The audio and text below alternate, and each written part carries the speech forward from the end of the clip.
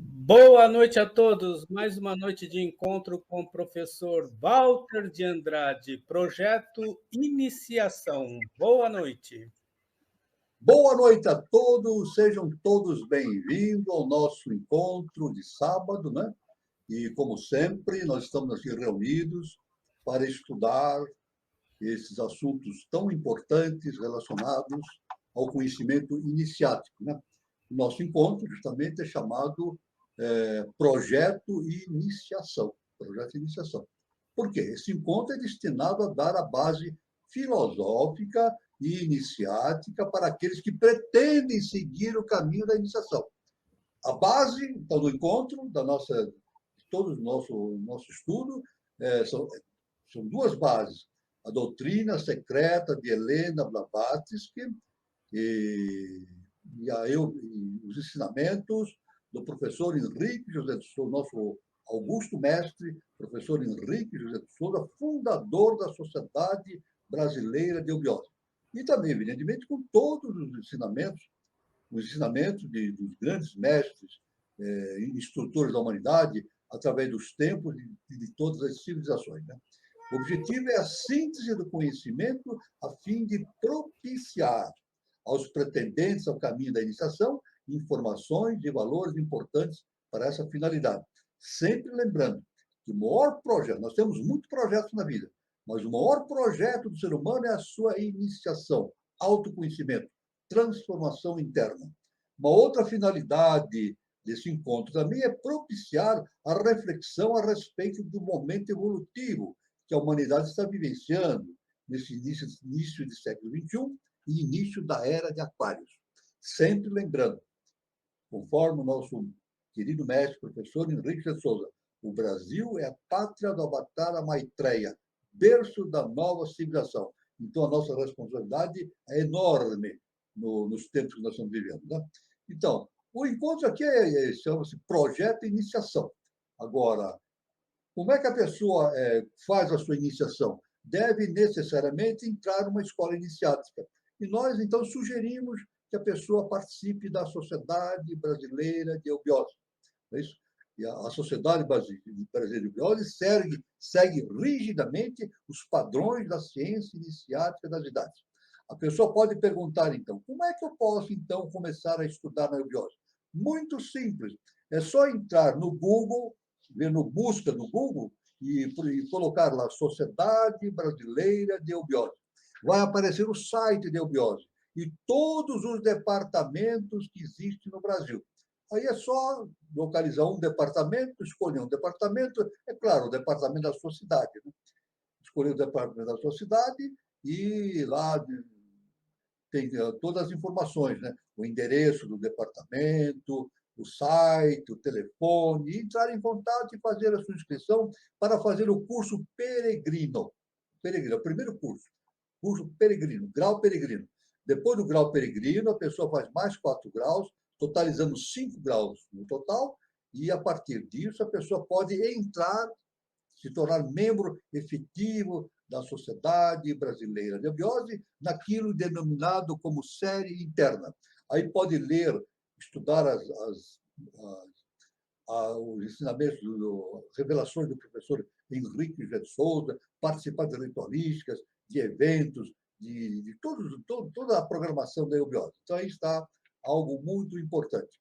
Também, quem não conseguir fazer, agora nós estamos voltando à atividade presencial, né, esse ano, então, todos os departamentos estão voltando à atividade presencial nas aulas. Agora, a pessoa que não tiver um departamento na sua cidade ou o departamento ficar muito longe da sua cidade, né, então, nós sugerimos fazer o ensino à distância, EAD. A mesma coisa. Entre em contato com um dos departamentos, também o departamento na sua cidade ou próximo à sua cidade, e faz a inscrição no ensino à distância, EAD. Das mesmas perspectivas de ensinamento, de estudo, né? E também possibilita o ensino à distância, possibilita que a pessoa se torne membro efetivo da Sociedade Brasileira de Eubiose. Então, aí está uma grande oportunidade para todos, né? Também pode ser feito o contato com a eubiose pondo no busca do Google, né? Sociedade Brasileira de Eubiose, vai aparecer no site, ou então digitar diretamente www.eubiose.org.br. Pronto, já está definido. Já pode entrar e fazer o seu curso. Muito bem. Nós estamos aqui estudando justamente a doutrina secreta, né? Justamente o constante da doutrina secreta é denominado instâncias de Dizian. Instâncias de Dizian. Nós estamos estudando a instância de Dizian número 6, justamente a parte 3. Na referência que seguimos, a instância de Dizian número 6 é a mais extensa. Então, estamos vamos estudar aqui a parte número 3. Um momentinho só. A parte número 3. Né? Muito bem. Então, devemos dizer, fazendo um rapidíssimo retrospecto da instância de Dizian, a instância de Dizian número 6 afirma que ensina a respeito do nosso mundo, seu crescimento e expansão. Né? Agora, a pessoa, recordando também a instância de Dizian, são pergaminhos antigos de origem tibetana, citados por Helena Petrovna Blavatsky no seu livro A Doutrina Secreta. Né? É uma coletânea de pensamentos científicos, filosóficos e religiosos. Né? Isso no Tibete. Esses pergaminhos, né, que têm as instâncias de Dizian, a cosmogênese são 7 instâncias, a antropogênese são 12 instâncias, estão contidos, estão lá no Tibete. E a HPB conseguiu justamente porque ela visitou o Tibete. E também ela foi aos mundos internos. Esse conhecimento é constante nos mundos internos. E foi lá que ela obteve todo esse conhecimento. Né? As instâncias de Dizian, segundo Blavatsky, estão relacionadas com o livro dos Preceitos de Ouro e com os livros de Kyute, que são uma série de tratados do budismo esotérico. A instância de Dizian número 6, que nós estamos tratando, ela justamente fala sobre o nosso mundo, seu crescimento e expansão. Né? Então, rapidamente fazendo uma síntese rápida, né? O radiante veloz 1, a unidade, ou seja, o radiante veloz 1, a unidade, produz os 7 centros de Laia, matéria indiferenciada, contra as quais nada prevalecerá até o grande dia do ser conosco. Então, a unidade cria os universos. A unidade cria os universos. Ou seja, a unidade, constrói a semelhança de rodas ou mundos mais antigas, colocando-as nos centros imperecíveis. E como as constrói? Forrat, juntando a poeira ígnea. Ele forma as esferas de fogo, percorre-as através e ao redor, infundindo-lhes vida. Depois as põe em movimento, uma numa direção, outras em direção diferente.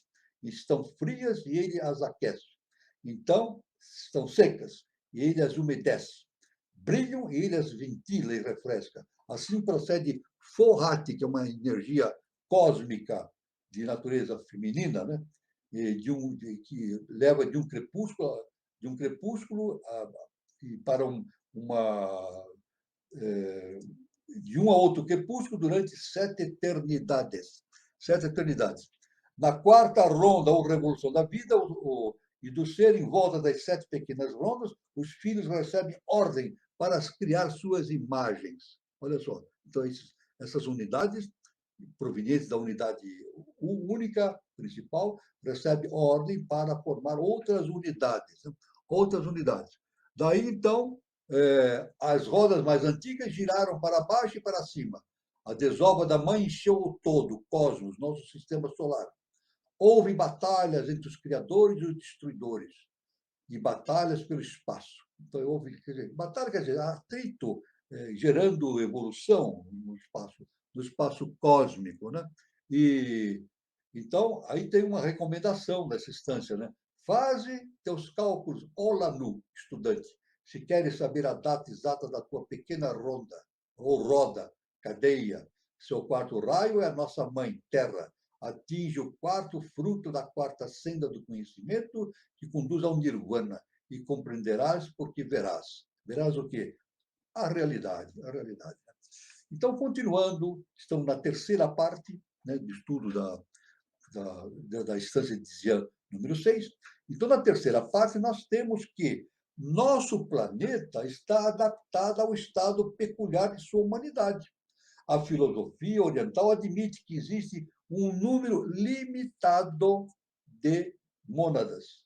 Veja bem, um número limitado de mônadas dentro de um determinado espaço evolutivo. Veja bem, as mônadas são infinitas, mas existe um número limitado dentro de um determinado espaço evolutivo.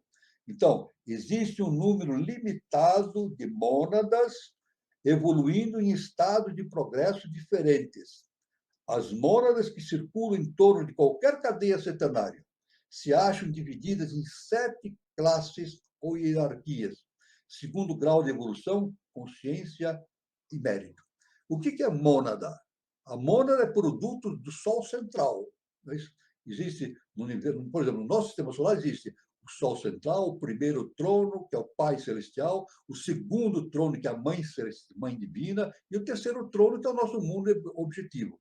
Então, as mônadas provêm justamente do Sol central e vão morar na casa do Pai Celestial, primeiro trono. E de lá elas emitem projeções em direção do mundo objetivo, passando pelo segundo trono. Então, as mônadas que circulam em torno de qualquer cadeia centenária se acham divididas em 7 classes ou hierarquias, segundo o grau de evolução, consciência e mérito. Aí está, isto posto, então, através da instância de Zian, esta que trata justamente da cosmogênese. Há várias classes de pralaya. Pralaya significa um instante em que todo o sistema evolucional está num estado de repouso, não, mas de potencialidade para surgir novos horizontes evolutivos. Então, há várias classes de pralaya. Primeiro, individual de cada globo, passagem de uma humanidade para outro globo. Segundo, 7 pralayas menores em cada ronda, destruição de raças e continentes. Terceiro, pralaya planetário, depois de 7 rondas. Quarto, pralaya solar, quando se conclui um sistema solar de evolução. E, finalmente, 5, pralaya universal, conclusão de uma idade de Brahma. A primeira classe de mônadas que encarna é a única que alcança o estado humano na primeira ronda. Principalmente aquela que começa antes de todo esse processo evolutivo, então é a primeira que alcança o estado humano na primeira ronda, né? As mônadas da segunda ronda só alcançam o estado humano na segunda ronda, evidentemente, né? E na quarta ronda é que o estado humano alcança o completo desenvolvimento. Então, cerra-se a porta que dá entrada no reino humano por estar completo o número de mônadas. Então, nós estamos na quarta ronda, a quarta cadeia evolutiva, quarta ronda, no quarto globo de evolução. Então, o número de mônadas que foram determinadas pelo Eterno para fazer a sua evolução já está concluído. Não vai entrar mais. Né? Nós podemos imaginar, claro, a quantidade de mônadas pelo universo, né? Pelo universo infinito, em outros sistemas é inimaginável, né? É infinito. Mas no processo evolutivo nosso, né? Ou com certeza em qualquer processo evolutivo, é determinado por lei uma determinada quantidade de mônadas para realizar esse trabalho. Então, as mônadas, né, estão divididas em 3 grandes classes. Olha só que interessante. A primeira classe, deuses lunares, as mônadas mais desenvolvidas, chamadas Pitris, na Índia, cuja função é passar na primeira ronda através do tríplice ciclo do reino mineral, vegetal e animal, em suas formas mais etéreas e rudimentares, nebulosas, com o objetivo de revestir-se com elas e assimilar a natureza da cadeia recentemente formada. Então, é claro que a mônada, a projeção da mônada, quando é projetada no mundo mais objetivo, ela se projeta e começa seu processo evolutivo no mineral. No mineral. Faz o seu processo evolutivo no mineral, depois passa para o vegetal, depois passa para o animal e, finalmente, passa para o hominal. Né? Então, a ciência classifica a existência de 3 reinos. A ciência acadêmica diz que existem 3 reinos: o mineral, o vegetal e o animal. E coloca o ser humano no reino animal. Mas na ciência inicial das idades, não. Nesse momento evolutivo, nós podemos distinguir 4 tipos de seres, né? Do reino nominal, do reino mineral, né? Do reino vegetal, do reino animal e do reino hominal. Então, veja bem, isso é muito importante, né? Então, existe o reino hominal. O ser humano não pertence ao reino animal, ele pertence ao reino animal. Por quê? Porque ele já tem a inteligência já está definida no reino hominal a possibilidade, a potencialidade da tríade superior. Isso é importante. O que define o reino hominal? O ser humano é aquele que tem a tríade superior já funcionando, não no seu total esplendor, mas no seu processo inicial de desenvolvimento. Então, é isso que distingue a diferença entre o que é humano e o que é animal. Né? Então, é, então, são as primeiras a alcançar a forma humana, essas mônadas que iniciaram o seu caminho antes, evolutivo, anteriormente, são as primeiras a alcançar a forma humana no globo A, da primeira ronda. Do globo A da primeira ronda. Né? Note-se que a forma desse globo é quase subjetiva. São essas mônadas que representam o elemento humano na segunda e terceira rondas, e as que preparam as suas sombras, chaias, no princípio da quarta ronda. Segundo tipo de mônadas, as mônadas que são as primeiras a alcançar o grau humano durante as 3 rondas e meia para converter-se em homens, em seres humanos. Então, o segundo tipo de mônada, aqueles que convertem realmente em seres humanos. E depois, a terceira classe de mônadas, citadas justamente neste assunto, né? Justamente relativamente ao assunto que nós estamos estudando, são a terceira classe das mônadas atrasadas, que por um impedimento kármico não alcançarão o estado humano durante esse ciclo ou ronda. Esses homens eram entidades diferentes de nós na forma e na inteligência, pois eram mais deuses do que homens, manus. Uma mônada, para progredir, tem de ser afetada pelas mudanças de estado por que passa, pois é eterna. É como uma estrela de luz arrojada à Terra para salvar as personalidades com as quais convive. E estas devem apegar-se à sua natureza divina para obter a imortalidade. Olha só que importante. Abandonada a si mesmo, a mônada não se unirá a ninguém e será arrastada a novas encarnações pela corrente evolutiva. Então, a mônada tem que fazer o seu próprio desenvolvimento por si mesma. Isso. Ela fica abandonada.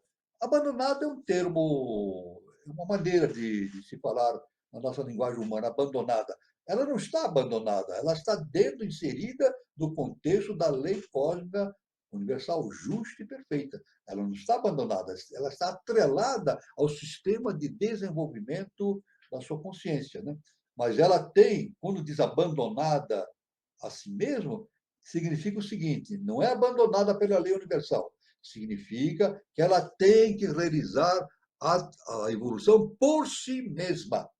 A evolução não é produto de uma doação da divindade, é uma conquista da consciência. E isso, então, é a terceira classe de mônada que nós nos referimos, está nesse estágio. Né? Então, o corpo físico evolui em torno do pretérico e é produzido pelas forças terrestres somadas à do homem interno real. É isso? Então, o corpo físico ele é produto do duplo etérico, do corpo etérico, que é justamente originado por seres de hierarquia, né? Por hierarquias que nos antecederam no processo evolutivo. Então, formaram o duplo etérico forma o corpo físico denso. É a viagem da alma peregrina através dos diferentes estados de consciência para adquirir o conhecimento interno. Olha que importante. Viagem da alma peregrina através dos diferentes estados de consciência. É como a HPB diz, Tudo no universo tem consciência. Veja bem que interessante, né? Tudo. Dentro da ciência acadêmica atribui a consciência somente ao homem. Somente o homem tem consciência, o animal não tem consciência. Não, pela ciência, a ciência inicial das idades, e HPB nos informa isso, tudo no universo tem consciência.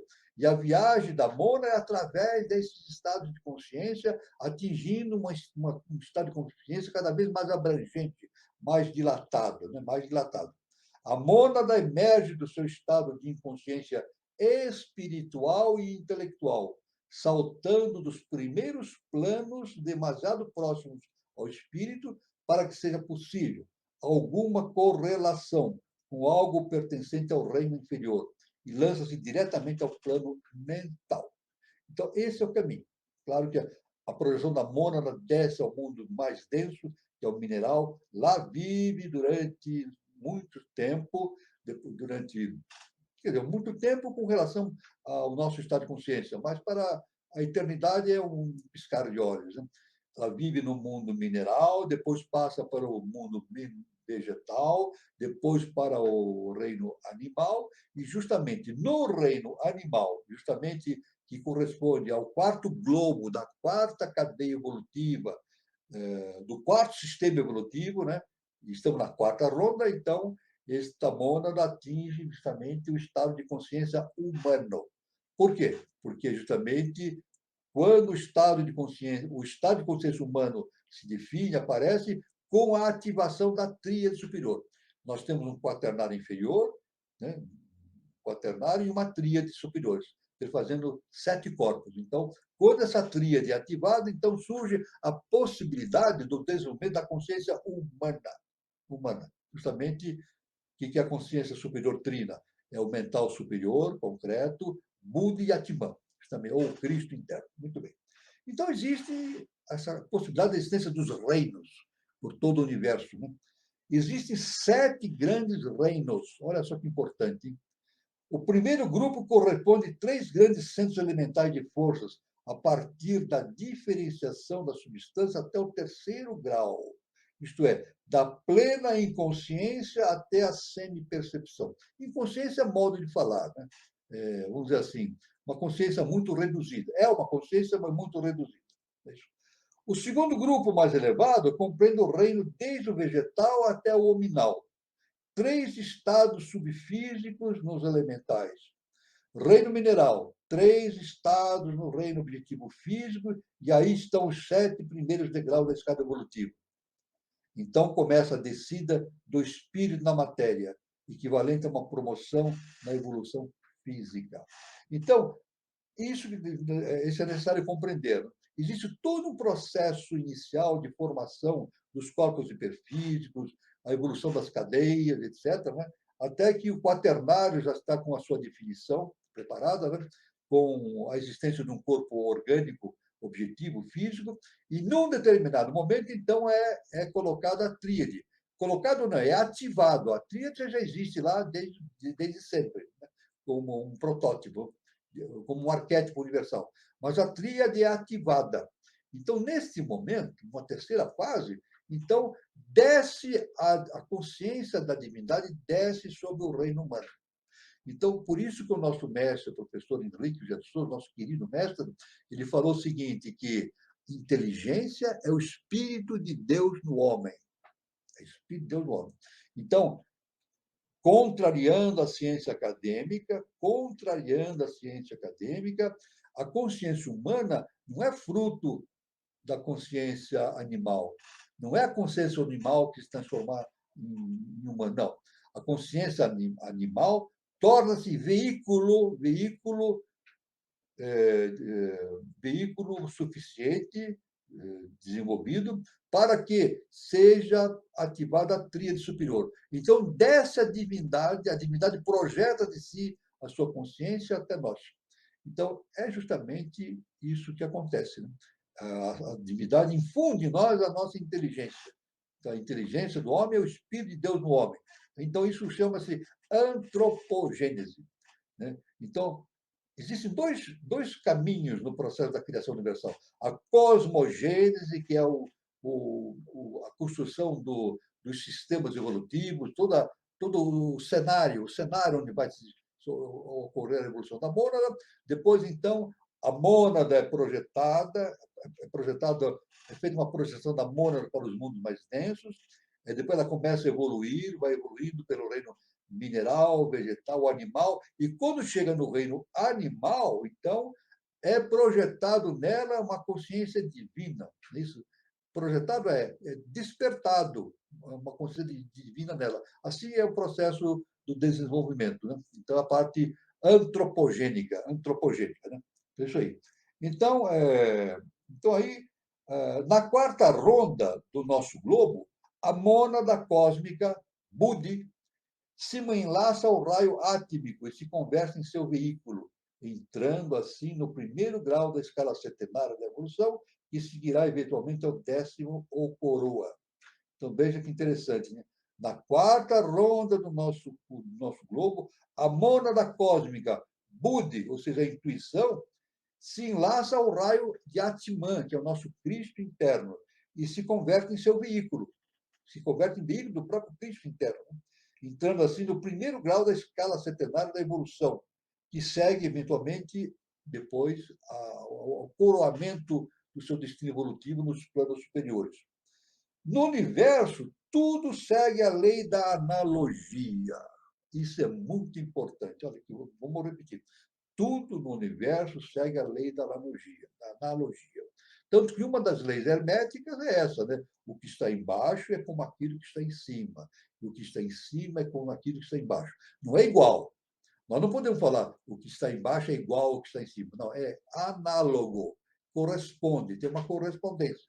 Então, tudo que acontece em cima, na sua projeção, faz o motivo do surgimento dos processos no mundo objetivo. Então, é o arquétipo se projetando no mundo objetivo e originando todo o processo evolutivo. Como nosso mestre, o professor Henrique de Souza, sempre afirmou, e afirma, né? Nada acontece por acaso. Tudo tem um motivo de ser, e esse motivo de ser é derivado justamente da lei cósmica justa e perfeita. No universo, tudo, né? Olha lá, no universo, tudo segue a lei da analogia. Assim como é em cima, assim é embaixo. O homem é o microcosmo do universo. O homem é o microcosmo do universo. Os 3 reinos elementais que precedem o mineral correspondem aos 3 mundos superespirituais e arquetípicos. Então, devemos acrescentar, então, antes do mineral, existem justamente os elementais. Os elementais também passam. Há uma passagem evolutiva dos elementais para os minerais. Vamos adicionar mais essa trajetória. Então, dos elementais para os minerais, para os vegetais, para os animais, depois para os homens. É isso, a sequência evolutiva. E depois dos homens, dos seres humanos, os seres humanos devem conquistar o estado super-humano, e depois subdivino e, finalmente, divino.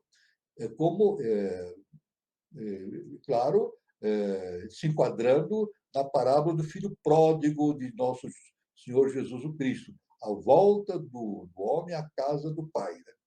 A mônada não tem relação alguma com o átomo ou molécula, tal como as classifica a ciência. A mônada espiritual é una, universal, ilimitada, indivisa, e os seus raios é que formam as mônadas individuais do homem.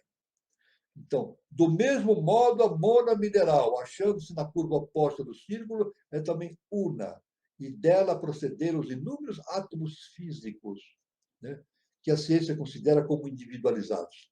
A mônada é a combinação dos 2 últimos princípios, o sexto e o sétimo no homem.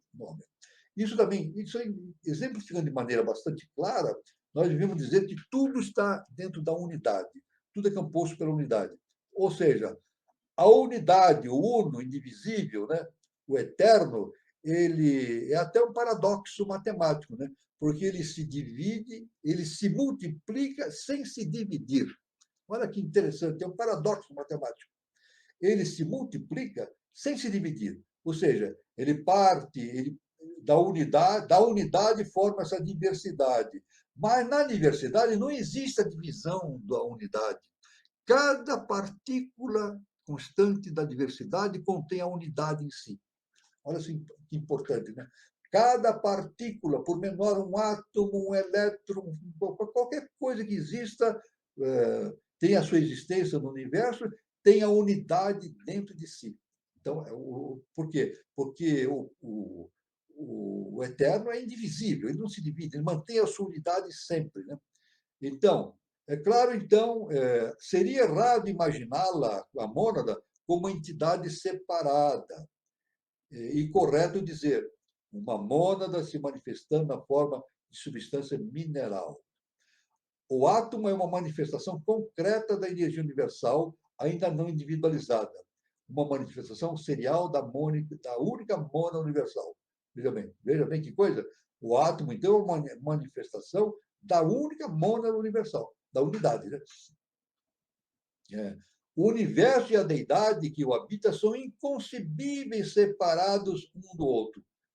Veja bem, tudo que existe no universo é inconcebível que esteja separado um dos outros. Por isso que se afirma, né? A gente vê com frequência na internet várias correntes dizendo assim: somos todos um. Somos todos um. Isso é uma verdade universal. Os pitres são as mônadas que, tendo terminado o seu ciclo de vida na cadeia lunar inferior à nossa, encarnaram-se na Terra e converteram-se no homem terrestre. No princípio da quarta ronda, no globo D, a nossa Terra, né? A nossa Terra, o globo D, são 7 globos, né? O nosso é o mais denso, o globo D. Os pitres, os pais, pitres são os pais, exudaram seus duplos astrais nas formas parecidas aos monos que desenvolveram na terceira ronda. Em torno desse modelo sutil, a natureza construiu um homem físico. Esses pitres, ou pais, se converteram em homens, a fim de alcançar a consciência própria desse plano, cujos veículos recebem a inteligência e consciência dos manasaputras ou agnisvatas, os filhos da mente. Cada sistema é regido por leis próprias e dirigido por um grupo ou hoste dos mais elevados Dianchuans. Dianchuans são entidades de elevada consciência que justamente faz esse impulsiona esse processo evolutivo universal. Então, a natureza não poderia desenvolver a inteligência sem a ajuda da mente para obter a experiência ou o laço de união entre o espírito e a matéria nessa ronda. As mônadas mais desenvolvidas, as lunares, alcançam o estado germinal na primeira ronda e se convertem em seres humanos terrestres, ainda que etéreos, no final da terceira ronda, constituindo os duplos etéreos dos homens da quarta ronda. Outras mônadas alcançam o estado humano só durante as primeira e segunda, terceira metade da quarta ronda. Então, veja bem, então as mônadas, nesse processo evolutivo, no mineral, no vegetal, elas vão desenvolvendo a sua consciência. O que significa a mônada desenvolver a sua consciência? O que significa? Significa que a mônada vai retornando ao estado de consciência superior da sua origem. Ou seja, a mônada, ou nós mesmos, né, vamos readquirindo a nossa consciência divina, porque somos deuses, mas nos esquecemos disso. Nós somos deuses, mas nos esquecemos disso. Então, o processo de evolução é justamente o retorno à casa do Pai, o alargamento dessa consciência da mônada, justamente no retorno à casa do Pai. O mais importante é salientar, né, nesse processo, é que a mônada emite uma projeção em direção da Terra, em direção do mais denso. Essa projeção se esquece da sua origem, mas depois ela se eleva à casa do Pai novamente e vai adquirindo experiências. Então, isso é muito importante. Ela volta diferente. Isso que é importante. A mônada volta diferente do estado do qual ela se originou da unidade. Ela volta com experiência dos mundos hiperfísicos, mais densos, mais abaixo, e do mundo físico denso. Isso é um mistério. É claro que nós não podemos explicar isso. Isso é um mistério universal. É um mistério que envolve o universo, mas muito mais ainda, é um mistério que envolve o nosso sistema solar. Né? No princípio, o homem astral, carente de razão, foi aprisionado nas malhas da matéria. Né? Nenhuma unidade de qualquer reino será animada por monas destinadas a converter-se em humana em seu próximo estado. Só pode ser ocupada pelos elementais inferiores dos seus respectivos reinos. Eles só se converterão em humanos no próximo Manvantara. Isso. Veja, então isso aí, nessa terceira fase do nosso estudo, já nos revela uma imensa visão, né, desse processo da evolução da mona, né, da sua projeção. Né, a mona projeta de cima a sua projeção para o mundo físico denso, depois retorna à casa do pai, adquirindo a experiência nessa sua trajetória evolutiva. Uma experiência, a experiência é acumulada. Todo esse processo acumulativo é individual. É isso, a mônada tem que desenvolver individualmente a sua própria evolução, cada mônada. Mas isso não elimina o compartilhamento. Isso é muito importante. Para encerrar essa parte inicial, na subida dessa consciência monádica em direção da casa do pai, o compartilhamento torna-se cada vez mais eficiente.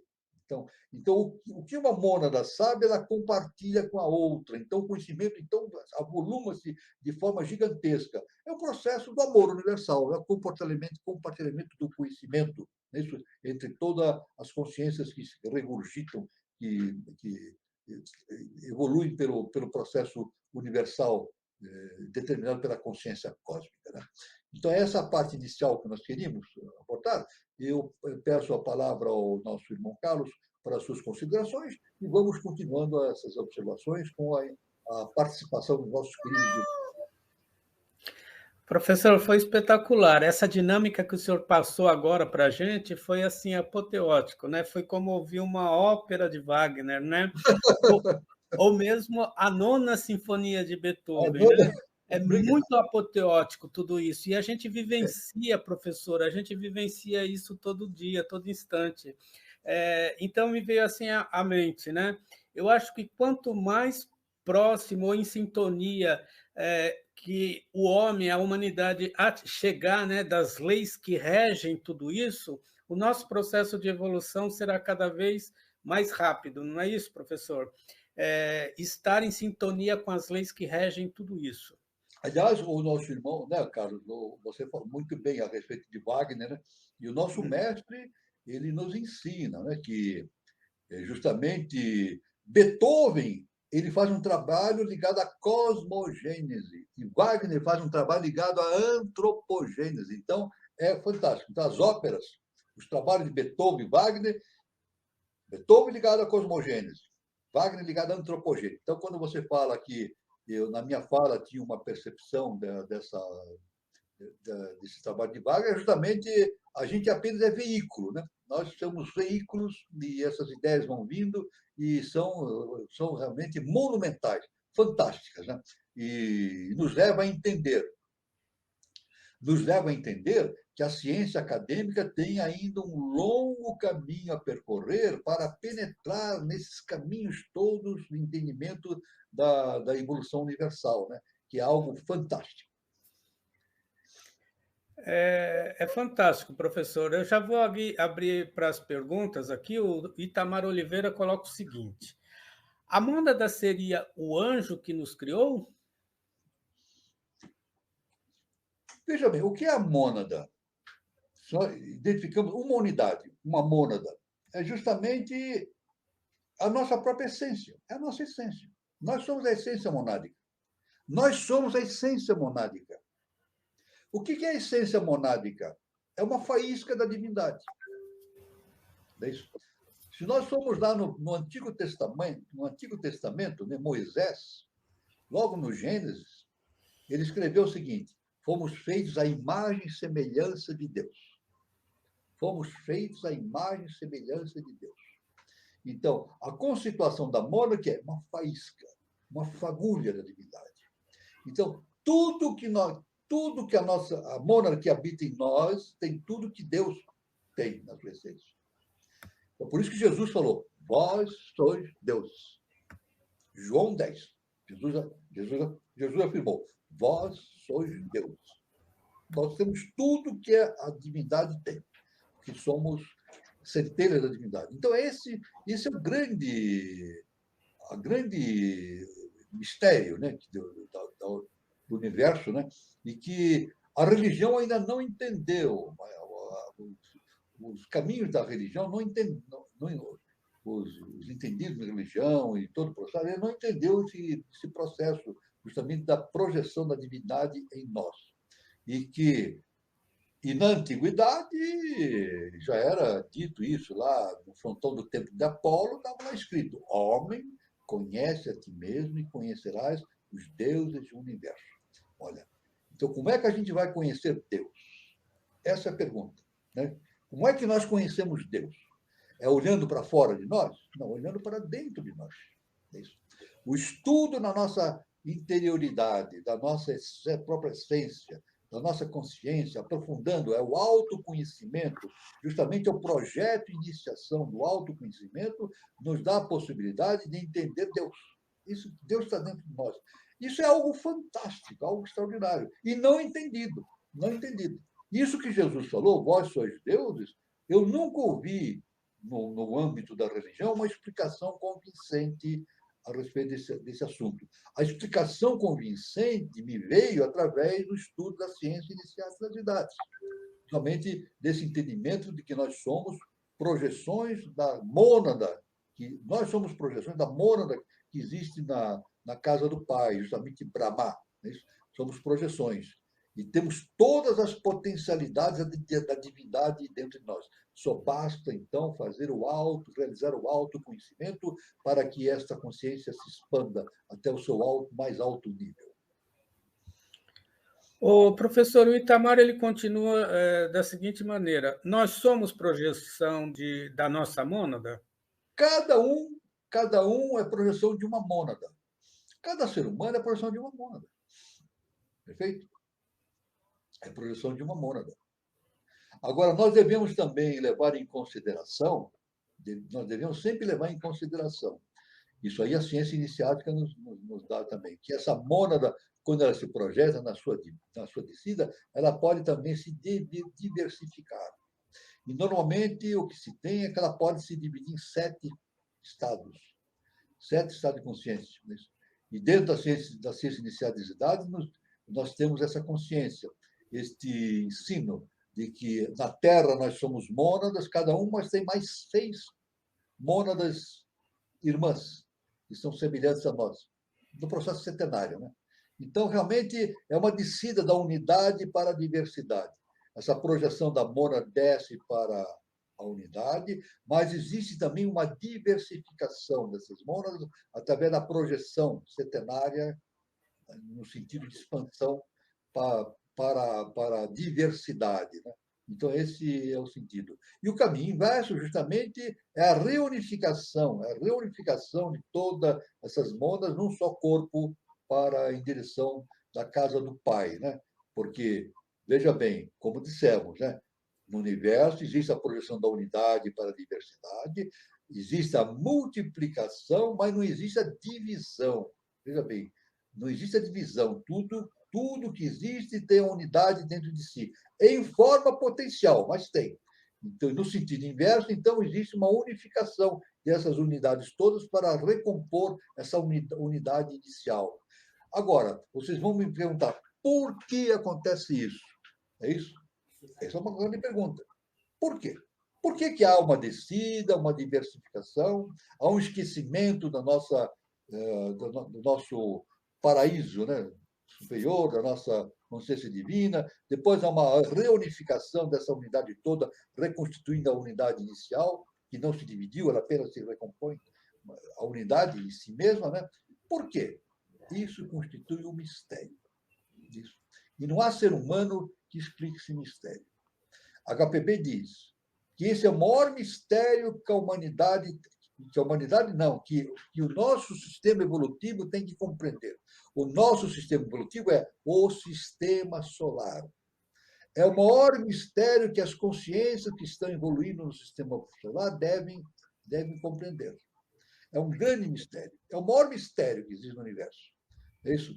É a projeção esse mistério do imanifestado, projetar no manifestado, e depois do manifestado, diversos, milhares, muitas projeções, reconstituir novamente a unidade no final, em direção do manifestado. É o grande mistério universal, é o grande mistério do nosso sistema solar e, evidentemente, do universo como um todo. Né? Grande mistério. Muito bom, professor. O Júlio Teixeira faz perguntas e considerações aqui interessantes. Ó. Antes das instâncias, seria a Suda Dharma Mandalam, três verdades fundamentais. Primeiro, a imensência da vida una de Brahma. Dois, fraternidade universal. Três, existência de uma hierarquia incumbida de guiar a humanidade. Bom, nesse processo nós temos, o nosso irmão fala antes das instâncias, né? Suda Dharma Mandalam, né? Três verdades fundamentais. É claro que nós temos que admitir que existe uma vida una de Brahma inicialmente, né? Ela comanda todo esse processo, né? Depois há uma diversificação em direção do mundo objetivo, né? Mas essa diversificação nos dá a consciência da fraternidade universal. É necessário haver um entrosamento entre essas consciências para que o processo de evolução ocorra de maneira efetiva, de acordo com a lei cósmica justa e perfeita. Né? E é claro que nessa descida da mônada e depois na subida vão se formando as hierarquias, incumbidas de guiar a humanidade. Essas hierarquias que se formam, elas não descem diretamente formadas da divindade, elas descem para a face da Terra, depois vão evoluindo e vão constituindo as hierarquias superiores. Quer dizer, há essas hierarquias que vagam pelo nosso universo já conscientes, que têm de uma alta consciência, são produto da sua própria evolução. E eles, por doação, eles transmitem esse conhecimento que adquiriram para nós. Na verdade, então são os nossos pitres. São os nossos pitres, são os nossos pais. É isso? São aqueles que nos dão a existência, constroem os nossos corpos hiperfísicos, dão possibilidade de que nós tenhamos a consciência superior. Ou seja, o processo evolutivo do universo é justamente a criação de veículos. Então, toda essa consciência superior que tanto está aqui no terceiro trono, como no segundo trono, além do segundo trono, que constitui isso que o nosso irmão fala de uma existência de uma hierarquia incumbida de guiar a humanidade, na verdade, são muitas hierarquias. É uma infinidade de hierarquias, cada um no seu estágio evolutivo, no ponto específico de autoconhecimento adquirido. Então, ficam todos, então, agindo como veículos para trazer essa consciência divina para nós, sempre. E nós devemos também fazer esse papel. Né? O nosso destino também, é isso, nós só fazemos parte de uma hierarquia, Jiva, é a nossa hierarquia humana, hierarquia Jiva. E essa hierarquia Jiva tem também que evoluir através dos milênios, uma quantidade imensa de tempo, né, a fim de adquirir a consciência relativamente às hierarquias do Akasha, do além Akasha e assim por diante. Né? Então, nós fazemos parte de uma hierarquia, Jiva, humana, isso, com consciência humana, mas a nossa tendência é adquirir estado de consciência super-humano, subdivino e divino. Então, esse é o grande concerto universal. Né? O grande concerto universal é justamente a existência de todas as hierarquias que se interpenetram, que se ajudam através justamente dessa harmonização, desta fraternidade universal. Né? O processo de evolução universal é um processo de fraternidade. E justamente como Jesus, o Cristo, nos ensinou, né? A verdade máxima que ele nos ensinou, o amor universal e o perdão. Esses são os dois pontos básicos indispensáveis para que todo esse processo ocorra. O amor universal e o perdão. Então, isso explica a existência e o porquê da existência de todas as fraternidades, né, que vão desde o mundo objetivo até os mundos superiores divinos. Muito bom, professor. E ele continua. 4. Objetivos. Primeiro, Estudar a natureza do universo e do homem, cosmogênese e antropogênese. 2. Estudar nossa relativa posição na existência cósmica. 3. Coordenar a vida interior com o exterior. Perfeito, é isso mesmo que o nosso irmão Júlio falou, perfeito, né? O que nós devemos fazer? Estudar a natureza do universo e a nossa própria natureza, né? Que, na verdade, é a própria natureza, é uma coisa imanente a nós, né? Imanente a nós. Tanto que os antigos dizem que se nós nos conhecermos a nós mesmos, nós conheceremos os deuses do universo. É o autoconhecimento. Autoconhecimento, basicamente, né?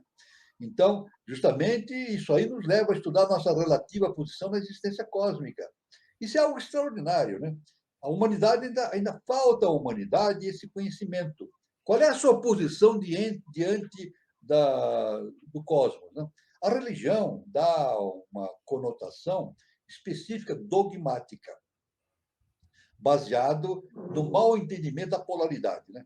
Então, a religião define o universo como um lado mal, um lado bem, esses dois lados interagindo e lutando. É isso, é Deus e o diabo. Né? Isso é a religião, se baseia nisso, Deus e o diabo. Mas não é simplesmente isso, não é o Deus e o diabo, é a polaridade agindo no sentido de fazer a evolução.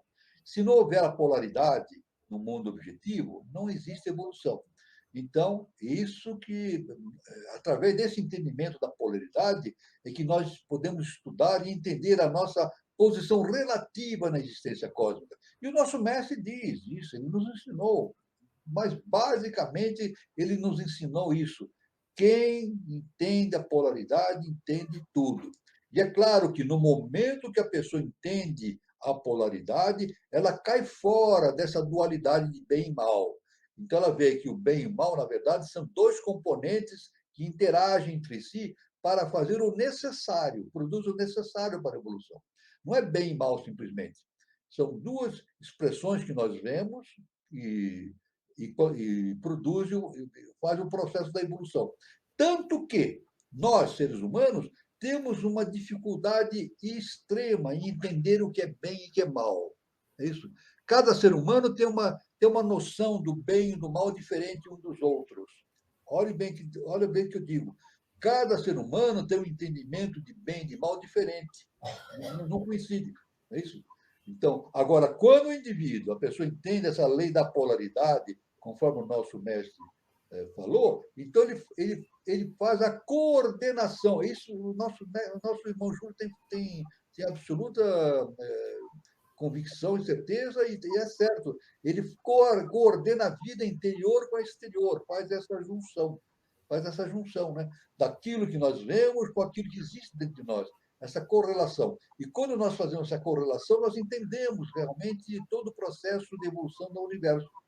Né? Aquilo que nos parecia caótico, veja bem, o que nos parece caótico, na verdade, tem a essência da divindade agindo em si. É isso. E o nosso mestre nos dá um exemplo maravilhoso, quando ele fala: nada acontece por acaso. É isso. O acaso não existe. Veja bem, o acaso não existe. Tudo acontece de acordo com a lei justa e perfeita. E no momento que nós passamos a evoluir a nossa consciência rumo ao Akasha, rumo ao além Akasha, nós entendemos cada vez mais esse processo de coordenação, entre as forças para que a evolução ocorra. Isso é muito importante para o entendimento da nossa própria natureza, como para o entendimento da estrutura cósmica como um todo. E os mestres entendem dessa forma. Nós ainda não, mas entenderemos no futuro. Muito bom, professor. E ele continua.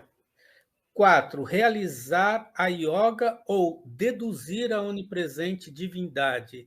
Seria muito bom o senhor destrinchar essas ideias embrionárias. Justamente, olha, o que é realizar yoga? Não é isso? O que é yoga? Yoga significa justamente fazer a ligação com o que está em cima com o que está embaixo. Não é verdade? Yoga tem o mesmo sentido de religião, religare. Tem o mesmo sentido da yoga, tem o mesmo sentido do religare. O religar, o que é? O que é a religião? De onde vem a palavra religião? vem do termo latino religare. Religare quer dizer ligar novamente. Religar. Ligar,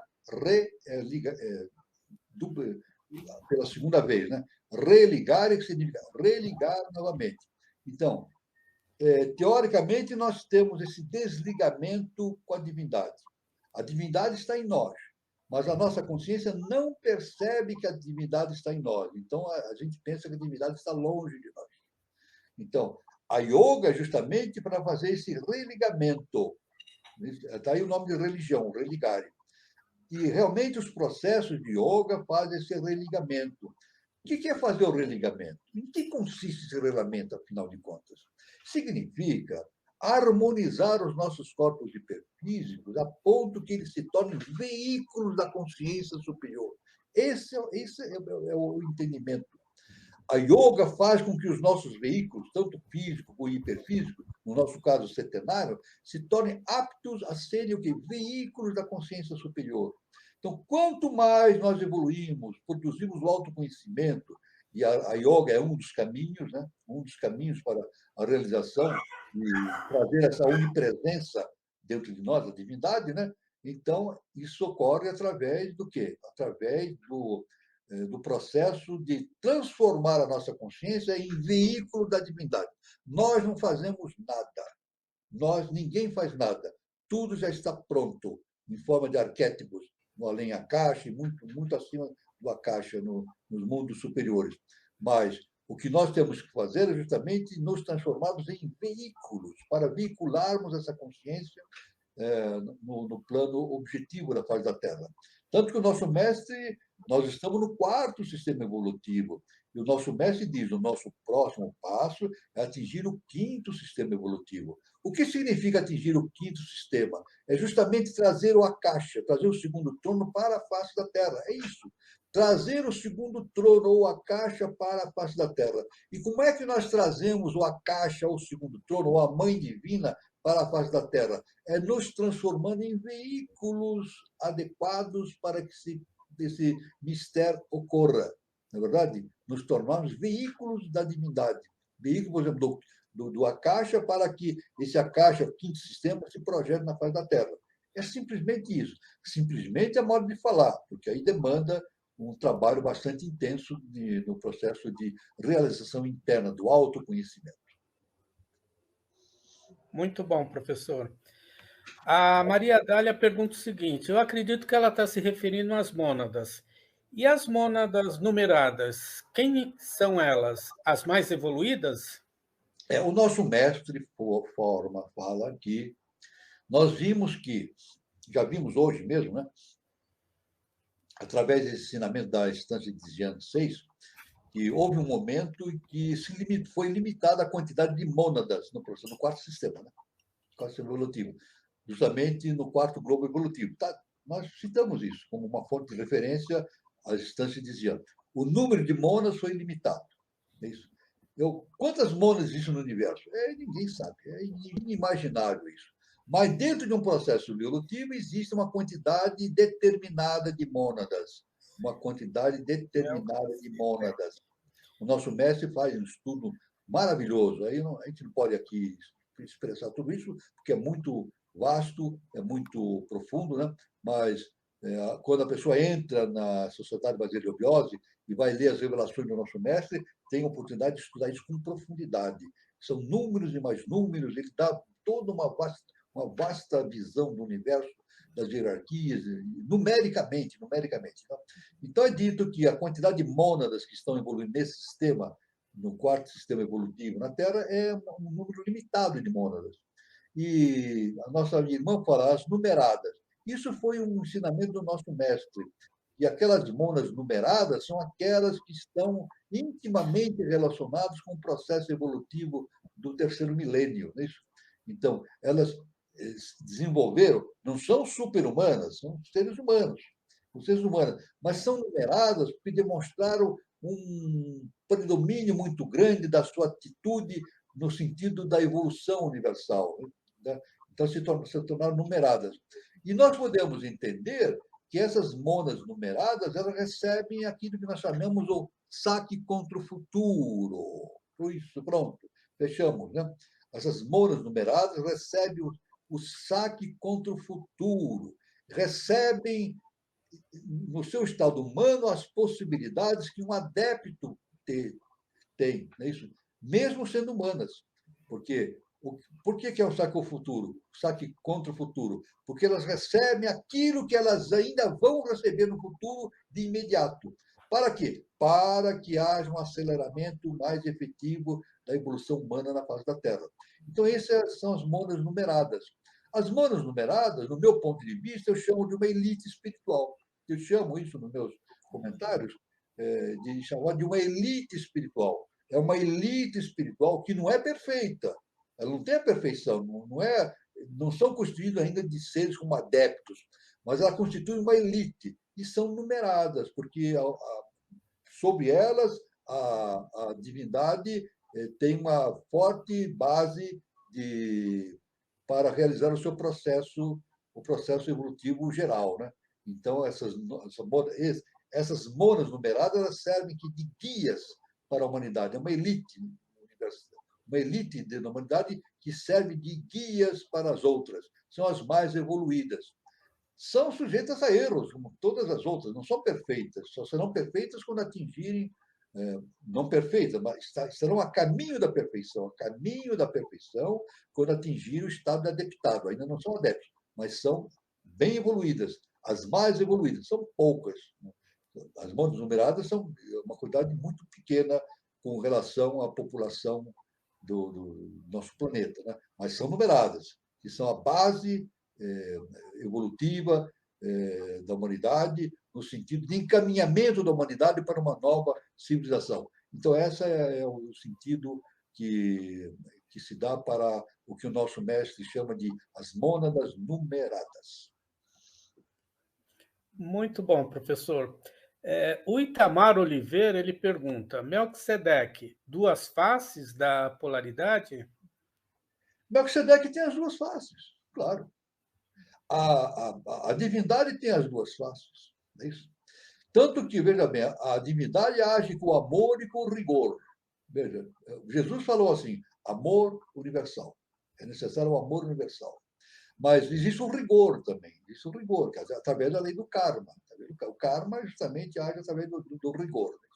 Então, agora, Melquisedeque realmente tem as duas faces nele, as duas faces, né? Que nós entendemos como bem e mal, mas é o necessário, é o necessário, é o necessário.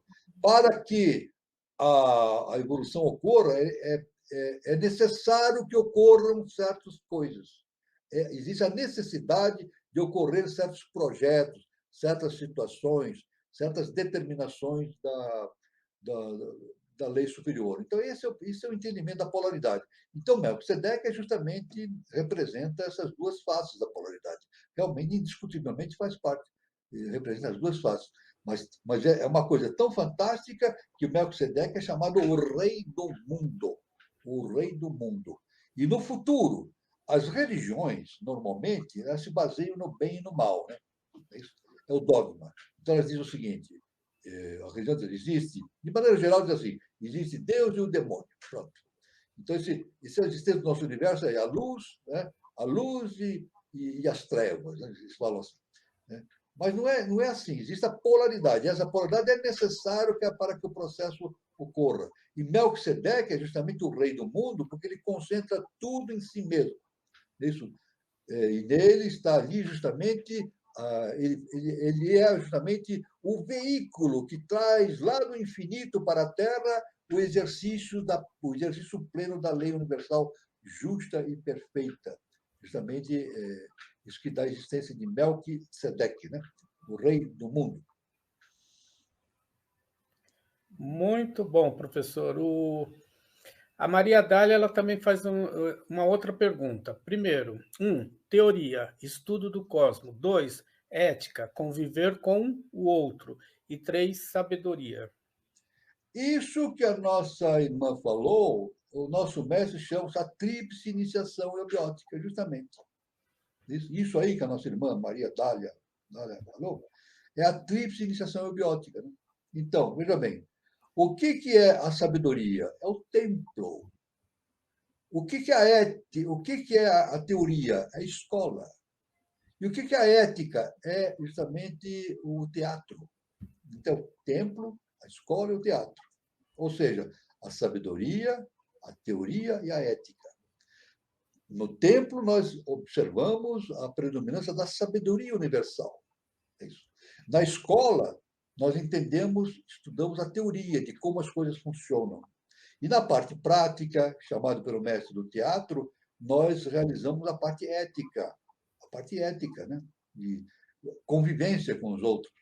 E tem mais uma coisa, é uma tríplice iniciação biótica, para que nós estamos aqui realizando um encontro chamado justamente Projeto Iniciação. Nesse projeto de iniciação, é necessário que esses 3 pontos hajam ao mesmo tempo.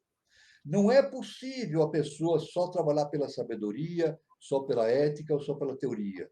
É impossível ela atingir a iluminação ou atingir a iniciação, ou o templo, a escola e o teatro. Ela tem que fazer ao mesmo tempo. Ela tem que fazer a realização templária no tempo físico e no tempo seu, que é o seu próprio corpo. Tem que realizar o estudo das questões universais, que é a escola, a teoria, né? E tem que realizar o comportamento ético perante a sociedade, né?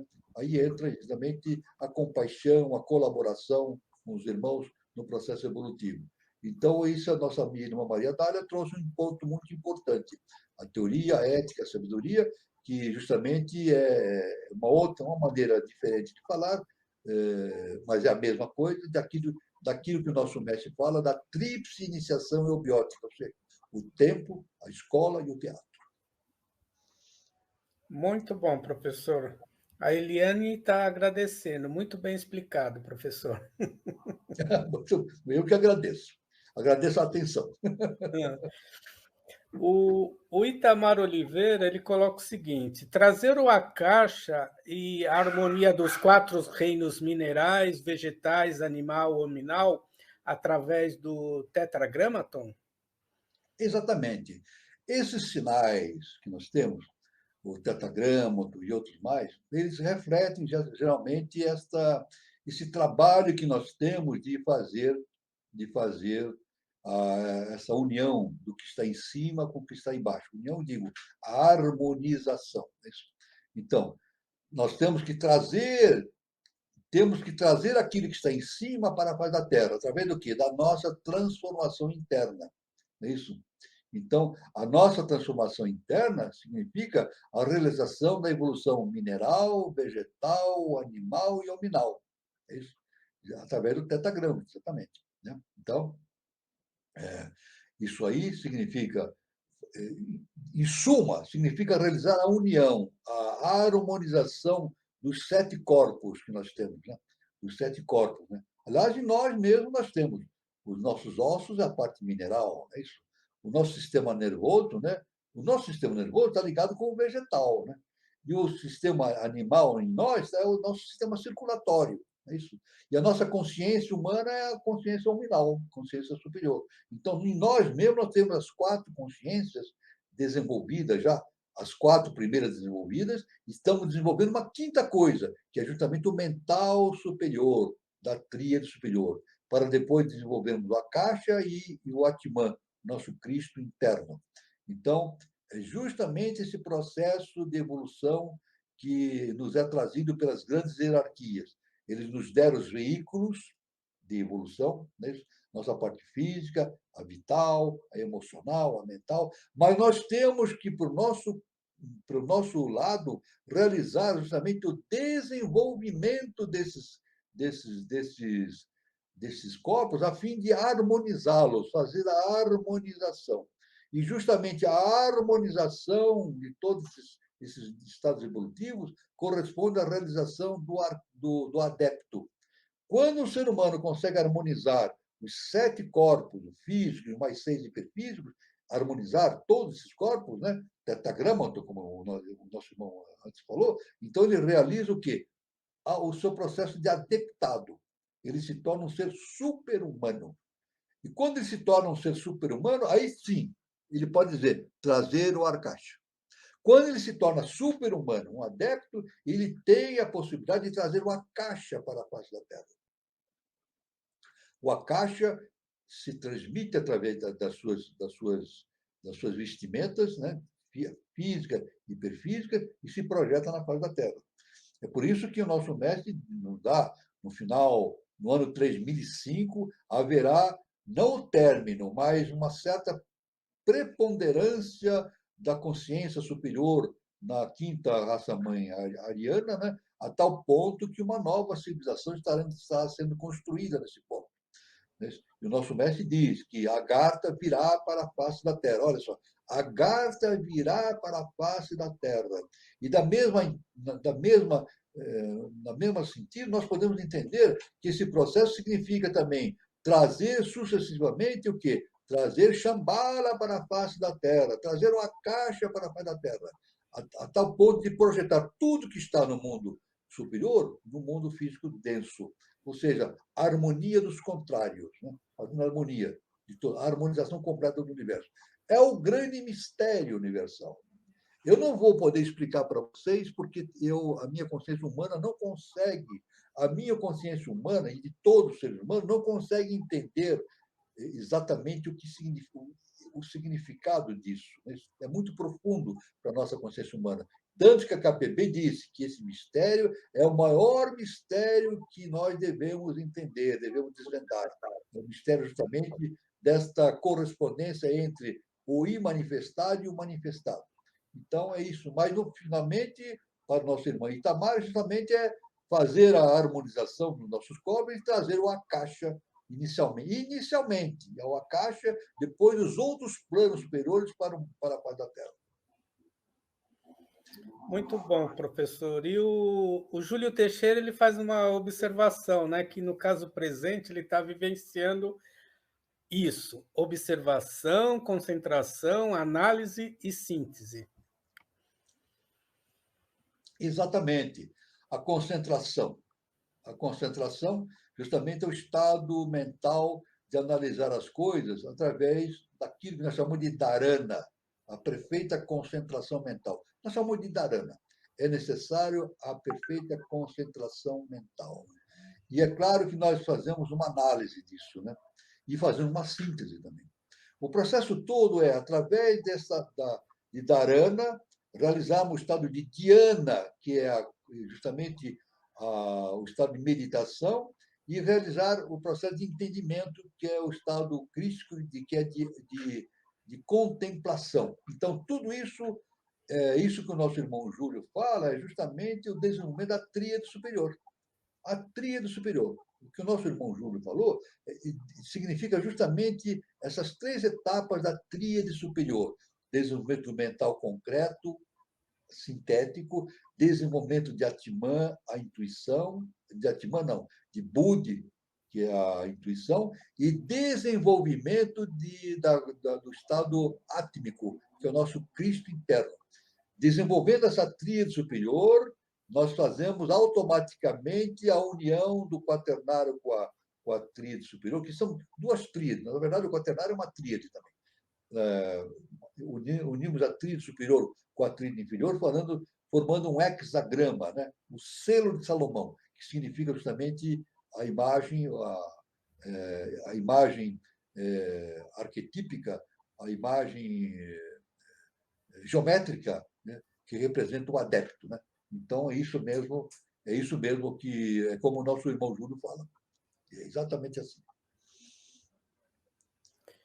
E a Alice, né, de Vitória, coloca o seguinte: importante sempre relembrar que a tríplice iniciação deve ocorrer dentro de nós mesmos, no nosso interno. Exatamente. Tudo dentro de nós mesmos. Né? Então, aí existe uma grande diferença, né, entre a informação e o conhecimento, ou sabedoria. Né?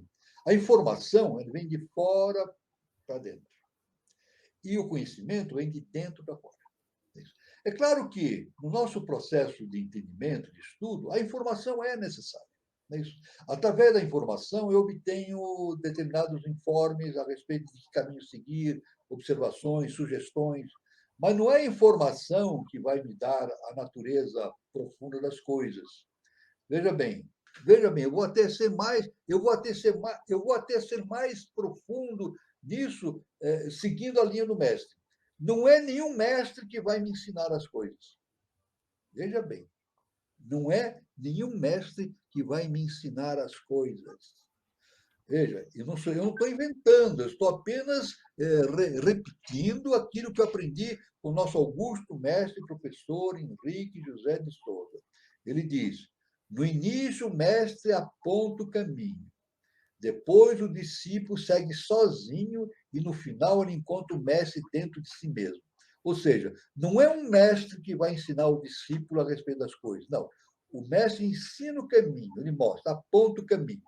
E o discípulo desenvolve dentro de si a característica principal do autoconhecimento.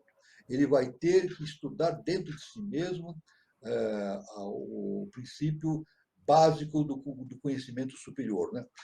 Basicamente Pôncio Pilatos. Né? A gente pode rever no Evangelho, né? Jesus diante de Pôncio Pilatos. Jesus falou sobre a verdade. Jesus falou sobre a verdade. É isso. Pilatos disse para Jesus. Pilatos falou, está no Evangelho. Pilatos disse para Jesus: olha, eu tenho o poder de te soltar ou não. Ele falou para Pilatos, está no Evangelho. Ele falou para Jesus: eu tenho o poder de te soltar ou não. Então, Jesus falou assim: esse poder não é seu, é dado pelo Pai Celestial. Ele falou isso para o Pilatos, né? Se você tem esse poder lhe é dado pelo Pai Celestial. Essa é a verdade. Né? Então, Pilatos perguntou para Jesus: mas o que é a verdade? Pilatos perguntou para Jesus: o que é a verdade? O que aconteceu com Jesus? Ficou calado, está no Evangelho. Ele poderia chegar para Pilatos: a verdade é isso, a verdade é aquilo. Não, não. É como se ele não está no Evangelho, mas eu entendo dessa maneira. Talvez vocês vão entender da mesma maneira que mim, ou não, né? Mas eu entendo dessa maneira. Quando Jesus ficou calado, ele mentalmente ele disse para Pilatos: se quer saber a verdade, vá atrás dela. Vá atrás dela, que você vai encontrar. Você que não adianta perguntar a verdade, o que é verdade para mim. Você mesmo que deve procurar a verdade. Tanto que Lao Tse, esse grande pensador chinês dos tempos antigos, né? Lao Tse, uma vez ele falou o seguinte, que ele estava em busca da verdade. E ele tinha uma certeza que um dia ele se encontraria com a verdade. É isso? Ele diz assim: eu estou em busca da verdade, e a verdade está em minha busca também. E uma coisa eu tenho certeza, Lao Tse falou: um dia nós nos encontraremos. Então é justamente esse fato, né? A questão da verdade. Então, é importante, através da tríplice iniciação, deve ocorrer dentro de nós mesmos, nosso mundo interno, e uma busca da verdade dentro de nós. Cada um buscando e encontrando a verdade dentro de si mesmo. Esse é o único caminho. Muito bom, professor. E Alice pergunta o seguinte: professor, para alcançar o adeptado, devemos transformar significativamente a nossa personalidade em energia-consciência? Sim, nós temos que ver. Justamente, olha só, olha, a nossa irmã Lisa fala sobre transformar a nossa personalidade. Né? A personalidade realmente é o entrave. Né? A personalidade é a barreira que nós temos em direção do conhecimento. Né? Então, enquanto a personalidade estiver imanente, agindo com muita severidade, muita força dentro do indivíduo, a personalidade gera o quê? As ideologias, as maneiras humanas de se entender as coisas, práticas, né? No sentido de ideologia, que coisas que satisfazem as próprias desejos do ser humano, as suas limitações, limitado ao orgulho, né? A vaidade, as pretensões de luta pelo poder e assim por diante. São as ideologias. Agora, o importante é justamente entrar no campo das ideias. Das ideias. E para entrar no campo das ideias é necessário fazer um mergulho dentro de si mesmo. De si mesmo, né? Ou seja, é superar essa barreira da personalidade e entrar na sua consciência íntima, na sua identidade integral, na sua identidade superior. Não é isso? Então, é justamente isso, temos que vencer a barreira da personalidade para entendermos a nossa própria natureza interna. Aí o autoconhecimento, conhecimento da verdade. Muito bom. E o Júlio Teixeira lembra, né, professor, aquela máxima do mestre, né, em mostrar o caminho para depois o discípulo seguir sozinho, né, até encontrar o mestre em si mesmo. Isso tudo é muito maravilhoso mesmo. Exatamente. E o nosso mestre ele fala, né? Ele nos deixou um ensinamento muito profundo. Ele disse, olha que coisa extraordinária. Ele disse, olha, estude, analise, compare, medite e tire as suas próprias conclusões. Isso é muito importante. É importante que a pessoa não fique à espera de conclusões outras que não sejam suas. Não adianta. Não adianta eu seguir conclusões de outros. Isso não tem validade nenhuma. O importante é eu e cada um de nós tirar as suas próprias conclusões. Isso o Nelson Marx falou. Agora, se essas conclusões são certas ou não são certas, são equivocadas, é outra coisa. Mas a verdade é que no instante em que eu mergulho dentro de mim, ou de todos no instante que todos mergulham dentro de si, há uma porta aberta para o entendimento da verdade que existe dentro dele, que é o próprio Deus imanente. Por isso que Jesus falou: vós sois Deus. E é necessário esse mergulho dentro da sua própria essência para o entendimento da verdade universal. Muito, muito bom, professor. E agora chegou o momento de eu dar uns recados, professor. Hoje não. Eu tenho alguns recadinhos aqui para dar. E todo ano nós temos a campanha do agasalho, né? Ah, sim, sim, sim. Tá. E esse ano, a campanha do agasalho de 2022 da Fundação Henrique José de Souza, tá? Então, está começando em maio e esse ano o frio chegou mais intenso e mais cedo, chegou no outono, né? E a campanha é administrada pela Fundação Henrique José de Souza, que fica lá em São Lourenço, e quem puder ajudar com agasalho, roupa, cobertor e tudo mais, né, para aquecer os necessitados, o endereço é esse, tá? Avenida Henrique José de Souza, 438, São Lourenço, Minas Gerais. E quem não puder, de alguma maneira, enviar alguma coisa, tem o Pix, que pode ser feita alguma contribuição para que a Fundação possa destinar essas contribuições para essa finalidade, né? Agasalhar aqueles que realmente precisam. Então, o Pix está aí e é no CNPJ da Fundação, 24 826 406 1000 ao contrário, 96. E eu tenho mais um recadinho aqui, é da palestra O Poder da Escuta, que será realizado amanhã, dia 22 de maio, às 15 horas, domingo, né? Será presencial e online. Aí está o endereço, né? Google Meet Google, né? .com. Esse é o endereço. Escutar a mim para escutar o outro. Venha fazer parte desta roda de conversa, né? E é patrocinado pela Shakti da Nova Era, que fica lá também em São Lourenço, Minas Gerais, na Praça Helena Jefferson de Souza, tá? Aí tá os telefones de contato, de agendamento, tá? E os assuntos são esses: somos sementes de estrela, minha criança interna, reflexo no outro, né? O desafio de cuidar do outro, exercer o meu autocuidado, quais sentidos eu uso no meu dia a dia. Então, vamos patrocinar, tá? A Shakti da Nova Era. O tema é excelente, a palestra é amanhã, e quem puder contribuir dentro da sua expectativa financeira, né? Tem aí os valores, 20, 40 ou 60 reais, tá, gente? É só para manter esse trabalho, que é um trabalho muito bacana, muito legal, e quando vocês tiverem oportunidade de ir até São Lourenço, visite a Shakti da Nova Era.